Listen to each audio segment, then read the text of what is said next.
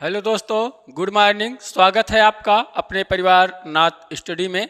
नवरात्र का पर्व है। माँ दुर्गा आप पे कृपा बनाए रखें और आप बढ़िया से मेहनत करिए और आपको सफलता मिले। तो दोस्तों, आज देखिए, आज का दैनिक समसामयिक की पहला करंट अफेयर्स है आपके सामने। हाल ही में राष्ट्रीय हस्तशिल्प कला प्रदर्शनी गांधी बुनकर मेला आयोग, यानी बाबू गांधी बुनकर मेला का आयोजन कहाँ किया गया है। देखिए है क्या, इसका उद्देश्य क्या है। देखिए गांधी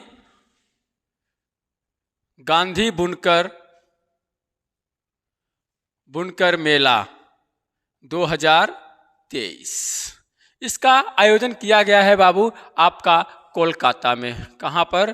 कोलकाता में किस नदी के किनारे बसा है? हुगली नदी के किनारे। हुगली नदी के किनारे बसा है कोलकाता। ठीक, और इसी के नदी पे है आपका हावड़ा ब्रिज। पूछता है हावड़ा ब्रिज किस नदी पर है, तो हावड़ा ब्रिज आपका जो है हुगली नदी पे है। तो देखिए ये जो आयोजन के उद्देश्य क्या है इसका। गांधी बुनकर का उद्देश्य है खादी वस्त्रों का उत्पादन बढ़ाना और बिक्री में बढ़ोतरी।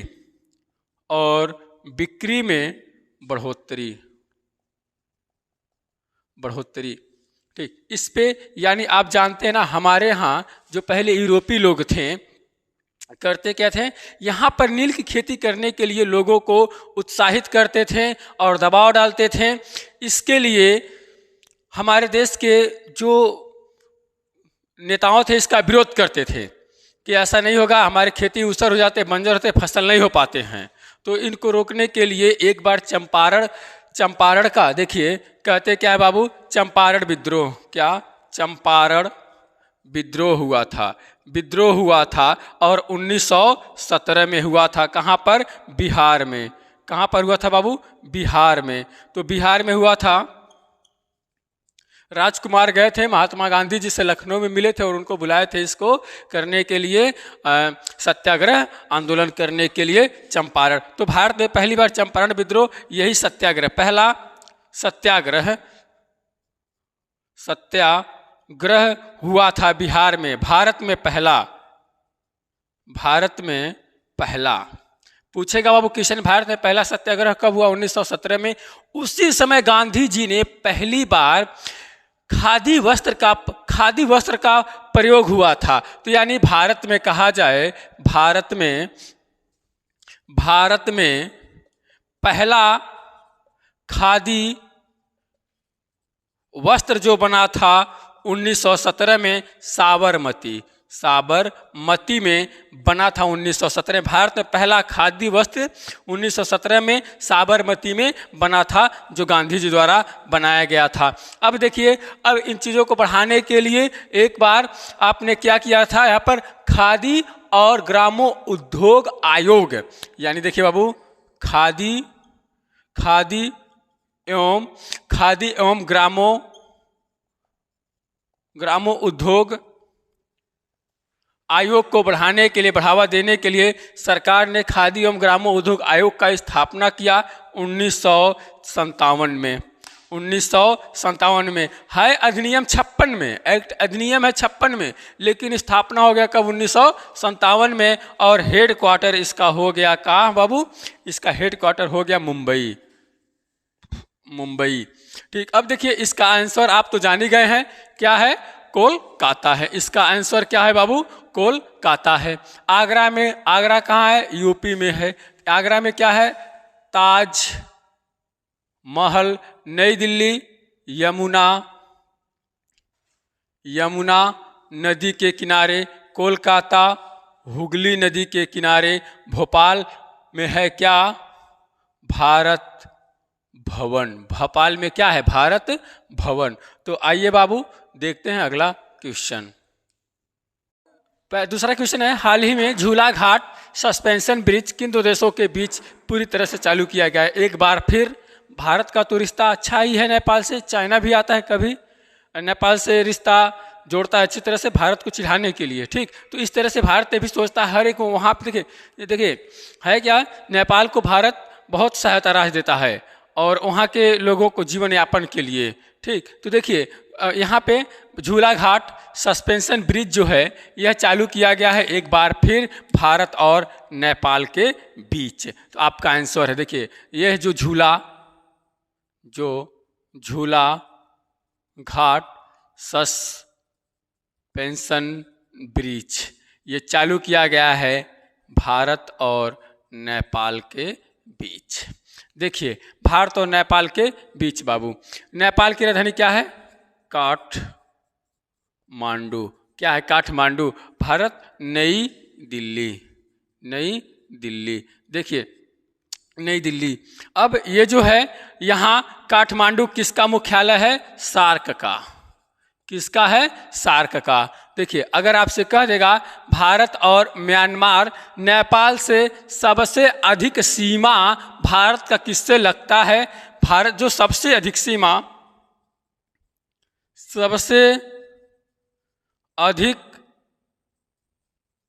जो है भारत से, भारत का वह राज्य है बिहार। बिहार जो है सबसे अधिक सीमा बनाती है नेपाल से और चाइना से, म्यांमार से। देखिए म्यांमार से अरुणाचल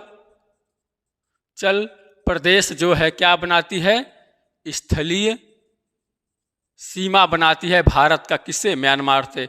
यहाँ से भी अरुणाचल प्रदेश है, ये भी अरुणाचल प्रदेश जो है ये भी सीमा बनाती है किससे, चाइना से। नेपाल से बताए हैं बिहार सबसे अधिक सीमा बनाती है। बांग्लादेश से भारत का वह राज्य है पश्चिम बंगाल। पश्चिम बंगाल जो है बांग्लादेश से सबसे अधिक सीमा बनाती है। तो आइए बाबू देखते हैं अगला क्वेश्चन। हाल ही में उत्तर प्रदेश के किस स्थान पर बुद्ध की 51 फीट ऊंची प्रतिमा का अनावरण किया गया है। तो बाबू देखिए आप मेहनत करिए, जबरदस्त मेहनत करिए, ऐसा दिन आएगा कि आपका जीवन बदल जाएगा, आप बेहतर स्थिति में हो जाएंगे। देखिए अपना गरीबी आप ही काट सकते हैं, ठीक। देखिए हाल ही में उत्तर प्रदेश किस स्थान पर 51 फीट ऊंची किसकी, गौतम बुद्ध की। देखिए गौतम बुद्ध की जो प्रतिमा अनावरण किया गया है कितना बाबू, 51 फीट। कितना, 51 फीट ऊंची। तो आपका आंसर है क्या, कौशाम्बी। अच्छा गौतम बुद्ध का जन्म कब हुआ था, 563 ईसा पूर्व लुम्बिनी में। लुम्बिनी कहाँ है, नेपाल में है। मृत्यु कहाँ पे हुआ इनका, देखिए पिता का क्या नाम था, देखिए पिता माता माया देवी, ठीक, माया देवी। और गौतम बुद्ध के पिता का नाम आप कमेंट बॉक्स में जरूर बताएंगे, मैं उसका इंतजार करूंगा कमेंट बॉक्स में। देखिए ये जो 29 वर्ष की उम्र में क्या किए थे, गृह त्याग किए थे। 29, तो गृह त्याग को क्या कहते हैं,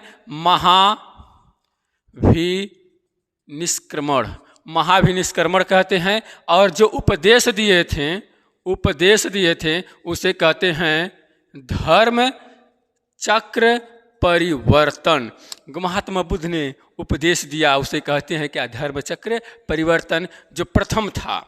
और कहाँ दिए थे, सारनाथ में। तो महात्मा बुद्ध ने अपना पहला उपदेश कहाँ दिए थे, सारनाथ में। सारनाथ कहाँ है बाबू, वाराणसी में है, ठीक। देखिए सारनाथ कहाँ है, वाराणसी में है। और गौतम बुद्ध का जो ये हुआ था बौद्ध संगीतियाँ, देखिए बौद्ध संगीतियाँ क्या है, बौद्ध संगीतियाँ 4 हुई थी। पहला हुआ था राजगृह में, वैशाली में, पावापुरी में, कुंडल वन में। तो किसके समय में हुआ था पहला बौद्ध संगीतियाँ, दूसरा बौद्ध संगीतिया, तीसरा बौद्ध संगीतिया, चौथा बौद्ध संगीतिया। हुआ था किसके समय में? देखिए याद करने का तरीका क्या है, रा वै पा कु, यानी राजगृह, वैशाली, पावापुरी, कुंडलवन। और किसके समय में? देखिए अ का अ क। तो याद कैसे करना, देखिए आजाद शत्रु, पहले शुरू में 4 अक्षर का है, क्या? आजाद, अजात शत्रु, फिर क्या है?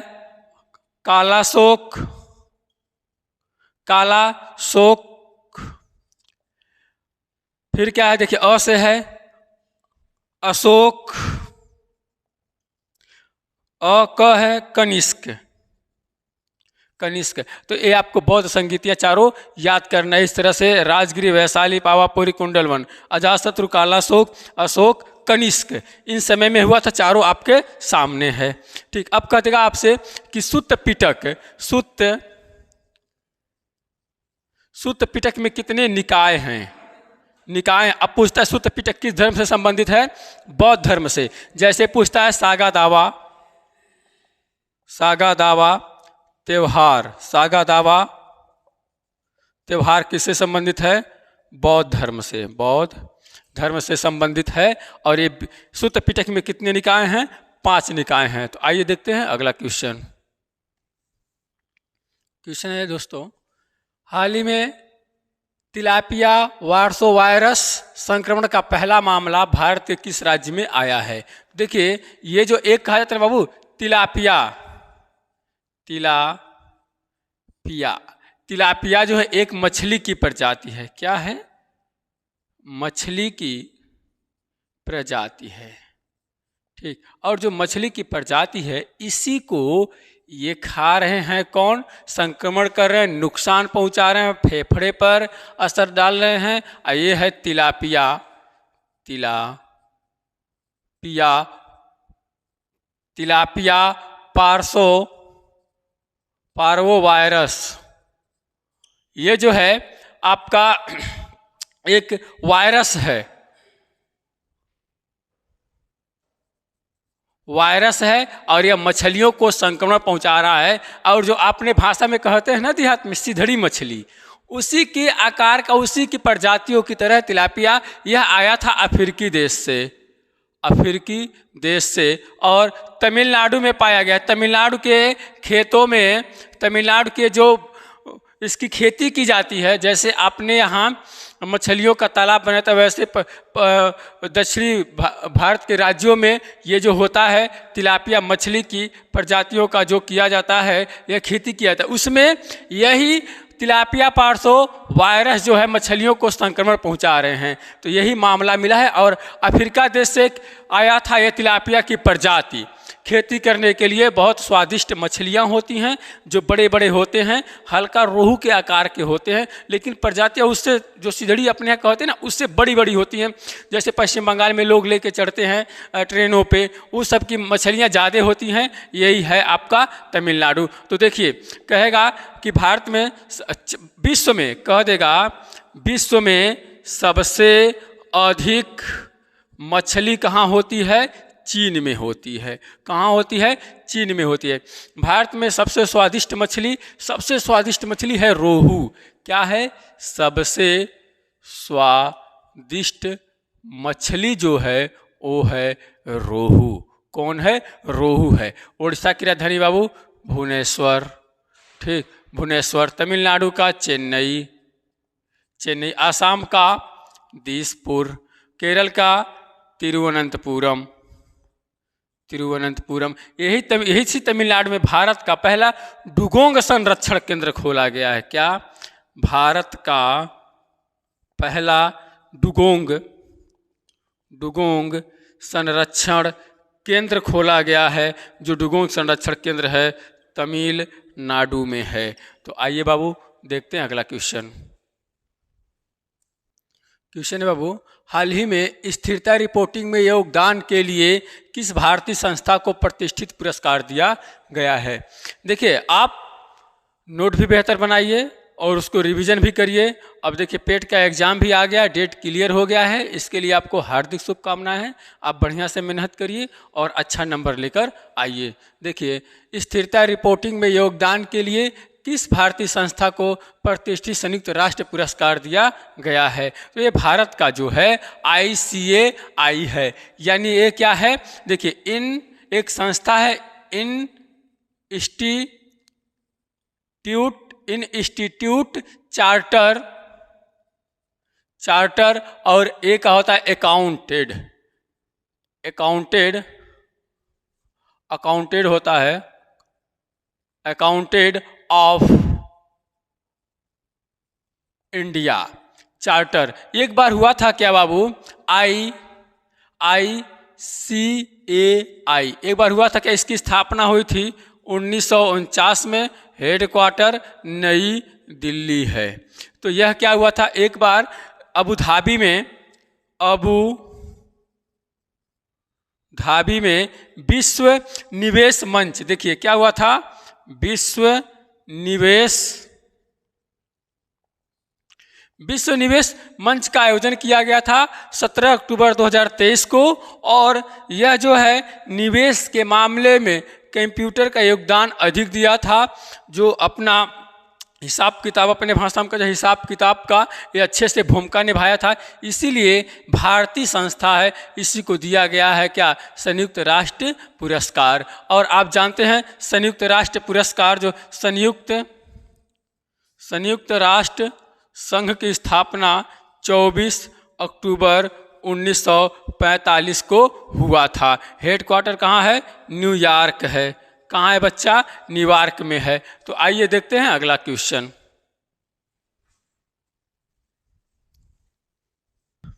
हाल ही में बाबू मुकन्नूर मिशन किस भारतीय बैंक द्वारा लॉन्च किया गया? देखिए अपने यहाँ अगर कोई व्यक्ति कोई बढ़िया IAS बन जाए अपने गांव का तो अपना गांव भूल जाएगा, लेकिन एक अपने यहाँ जो हैं, लेकिन जो अच्छे IAS रहते हैं वो अपने गांव की सभ्यता और अपने लोगों को जरूर मदद करते हैं। ठीक, तो एक है जो हार्मिस हैं, यह है एक गांव है, मुकन्नूर है कहा जाता है। कहीं कहीं आपको देखने को मिलेगा ना मुकन्नूर, यह जो है आपका केरल में है। कहाँ है? केरल गांव के हैं। यह एक बैंक की स्थापना किए थे क्या बाबू? फेडरल बैंक की स्थापना हुई थी 1949 में। और हेडक्वार्टर जो है आपका केरल में है, कुन्नूर में है। कहाँ पे है बाबू? कुन्नूर में है। यह केरल में है। तो ये स्थापना के थे, तो ये उसी के उपलक्ष्य में इस गांव को गोद में लिए हैं। मुकन्नूर मिशन इसी गांव को क्या करना है? बेहतर तरीके से इसका विकास करना है, इसको आगे बढ़ाना है। और यहाँ जो भी चीज़ हो वहाँ सड़क, पर्यटन स्थल, हर एक चीज़, खेल कूद का भी पार्क बनाने के लिए, विकास करने के लिए ले लिए कौन? Federal bank. देखिए इसकी स्थापना हुई थी बताए हैं 1949 में, और इसका हुआ था 1955 में। पंजाब नेशनल बैंक 1894 में, भारतीय रिजर्व बैंक 1935 में इसका स्थापना हुआ था। तो आइए बाबू देखते हैं अगला क्वेश्चन।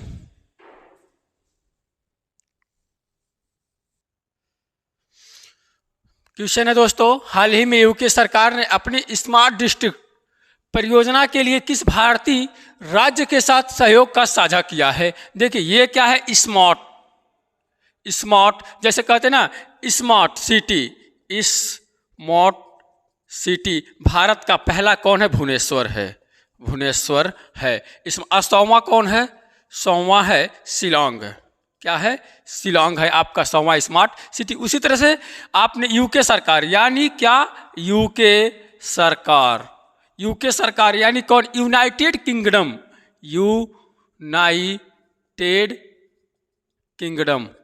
किंगडम यानी इसी को कहते हैं क्या? ब्रिटेन में भी इसमें 3 देश हैं, तो ब्रिटेन मेन आता है इसमें। इसका राजधानी क्या है? लंदन। और किस नदी किनारे? टेम्स नदी के किनारे बसा हुआ है। तो ब्रिटेन के जो हम कहते हैं ना, ब्रिटेन से हमने लिया है क्या, एकल नागरिकता। एकल नागरिकता जो आता है भाग 2 में, नागरिकता किस में आता है, भाग 2 में आता है आपका। देखिए ये जो ब्रिटेन, यहीं से हमने कहा स्मार्ट डिस्ट्रिक्ट, यानी राज्य को प्रबंधन, पर्यावरण, टिकाऊ में हर एक चीज में क्या करना, उसका सहयोग करना है। तो आपका आंसर है क्या, तमिलनाडु के साथ यूके सरकार ने किया है समझौता। किसके साथ बाबू, तमिलनाडु के साथ समझौता किया। तमिलनाडु की राजधानी क्या है, चेन्नई। चेन्नई और तमिलनाडु में देखिए चेन्नई, और यहाँ का तमिलनाडु का एक त्यौहार है जो होता क्या है, पोंगल त्यौहार है। बहुत अच्छा क्वेश्चन है आपका, पोंगल तमिलनाडु में। तो देखिए ये है आपका, इसी को विकास करने के लिए, क्या करने के लिए, विकास करने के लिए तमिलनाडु को। आइए बाबू देखते हैं अगला क्वेश्चन।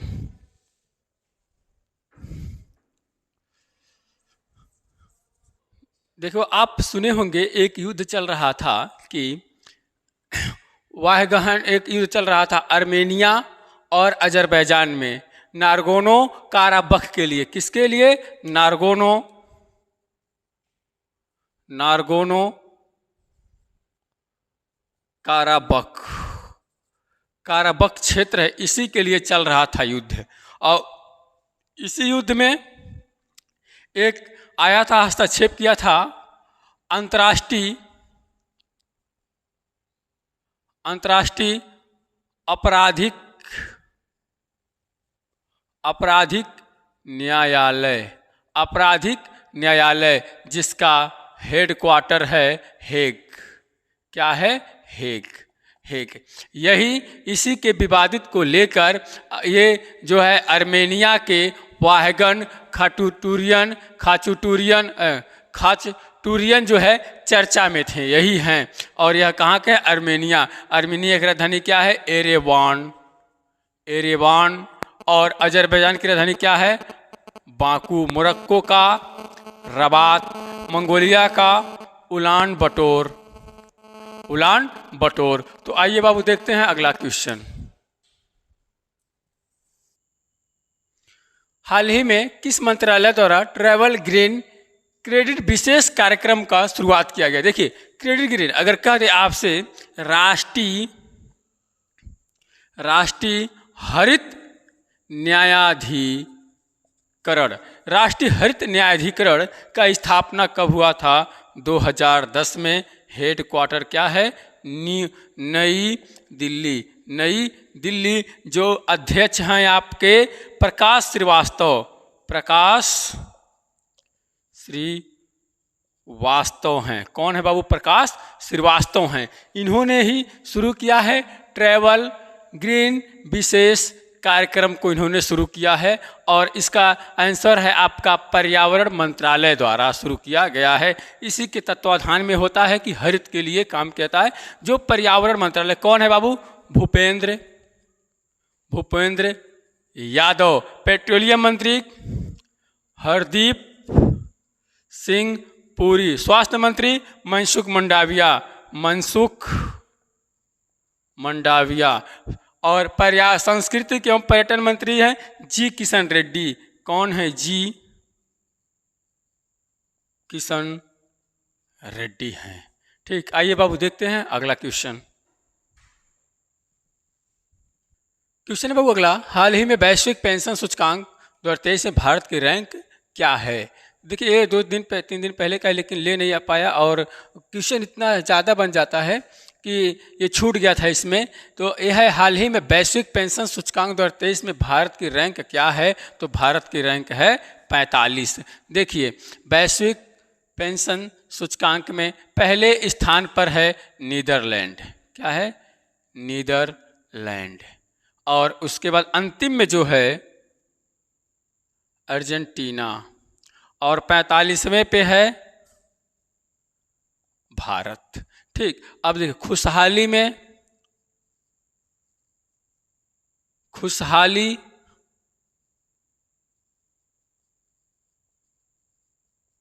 खुशहाली सूचकांक 126, शांति में भी भारत का रैंक जो है शांति सूचकांक में भारत का है 126 रैंक है। तो बाबू आज के लिए इतना ही।